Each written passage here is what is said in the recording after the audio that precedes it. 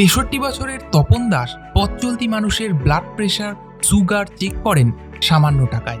Blood sugar check করি ৪০ টাকা নিই, আর প্রেশার চেক করি ২০ টাকা নিই, আর হাইট ওয়েটটা মাপি ১০ টাকা নিই। একটা টেবিল, চেয়ার আর কিছু যন্ত্রপাতি নিয়ে ৩ দশক ধরে মধ্য কলকাতার বেন্টিং স্ট্রিটের ফুটপাথের ধারে বসেন তপনবাবু। অফিস পাড়ার অনেকেই তার নিয়মিত কাস্টমার। তবে করোনার পর থেকে কাজে অনেকটাই মন্দা দেখা দিয়েছে।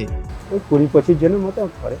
বহু বছর আগে একজন ডাক্তারবাবুর সঙ্গে তিনি কাজ করতেন, কিন্তু সেই চেম্বার একদিন বন্ধ হয়ে যায়। সেই সময় সংসার টানতে দরকার ছিল কাজ।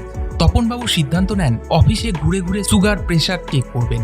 কিন্তু অফিসে গিয়ে অন্য অভিজ্ঞতা হলো। অফিসে যেতাম, গিয়ে বসে থাকতো, বড়বাবু স্যার নেই, ছোটবাবু নেই, পরে আসুন, এখন বিজি আছে, মিটিংয়ে আছে, এসব।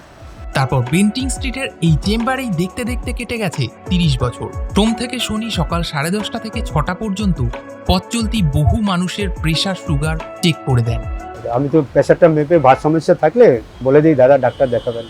রোদে পুড়ে বৃষ্টিতে ভিজে দিনের শেষে গুটি কয় কাস্টমার হয়, তবুও হাসি মুখেই নিজের কাজ করে চলেছেন এই প্রবীণ মানুষটি।